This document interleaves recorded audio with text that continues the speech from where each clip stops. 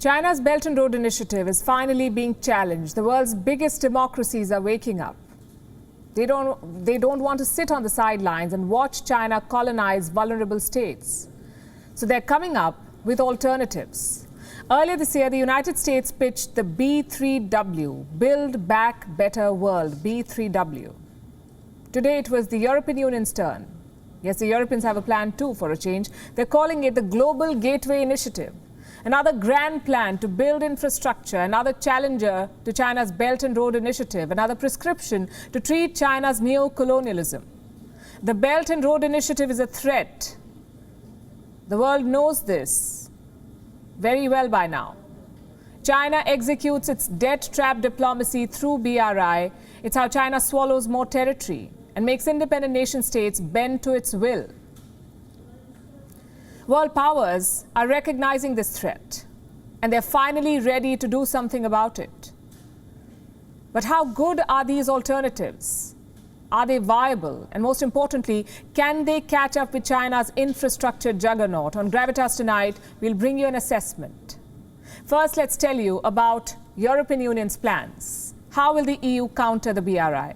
Well, this is what they propose. The EU will invest $340 billion over the course of 7 years, $340 billion. The money will be spent on developing countries. It will be in the form of private and public investments.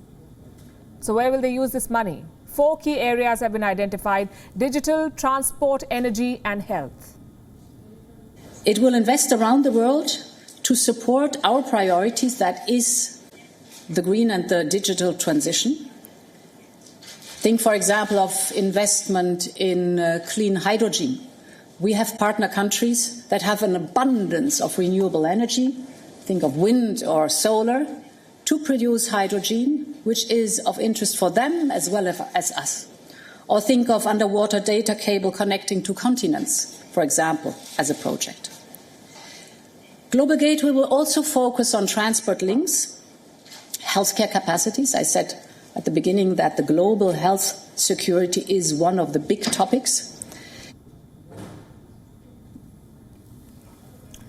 Sounds familiar, doesn't it? That's how all infrastructure projects sound. One big financier gives out loans, infrastructure gets built, and then the creditors have to pay back those loans. If this is Europe's plan, how is it different from China's BRI? Well, here is what the EU document says, and I'm quoting: the EU will offer its financing under fair and favorable terms in order to limit the risk of debt distress. Partners will have to adhere to, and I'm quoting again, the rule of law, upholding high standards of human, social, and workers' rights, and respecting norms from international rules and standards to intellectual property.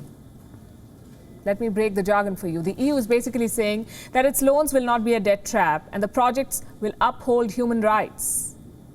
Well, will this sales pitch be enough to beat China? We don't know that yet. But here's what we can say for sure. The European Union is a laggard in this race. China announced the Belt and Road Initiative in 2013. That was more than 3,000 days ago. The European Union has taken more than 8 years to come up with a plan. It's a desperate attempt to close the gap. Look at what China has already accomplished in these last 8 years. 139 countries have joined the Belt and Road Initiative so far, 139. More than 1,800 projects have been announced. Their total value is well over $2 trillion. $2 trillion. Almost 13% of the projects have already been completed. They're worth more than $288 billion. By the time the Chinese are done, they plan to build more than 2,600 projects. The total cost, a whopping $3.7 trillion. It's massive, and it has one key objective: rebuild global trade networks with China at the center of them, push China at the center of global commerce. Now, the EU wants to stop that from happening. Like I said, it's very late. China has already made inroads into Europe. 2/3 of EU member states have signed on to the BRI. They are, quote-unquote, formal partners for China's infrastructure projects, European countries. And this is a clear conflict of interest. How will Europe counter the BRI when it is already doing deals with China on the side? Yes, there is a desperate need for an alternative to BRI, but the world has not been able to come up with a serious contender yet. Joe Biden's plan, Build Back Better, is still in its early days. It was launched in June this year. It has the backing of G7 nations.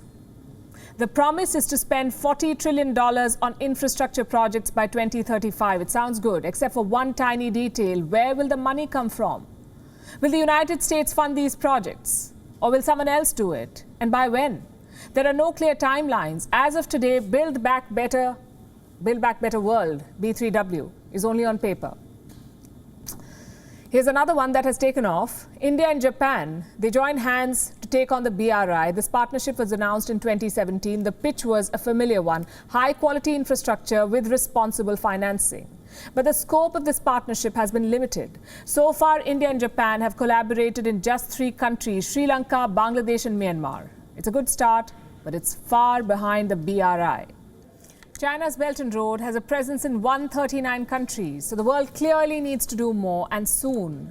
Democracies need more firepower to challenge China. They need to be in war mode. They can't afford to be caught in bureaucracy, because make no mistake, this is war.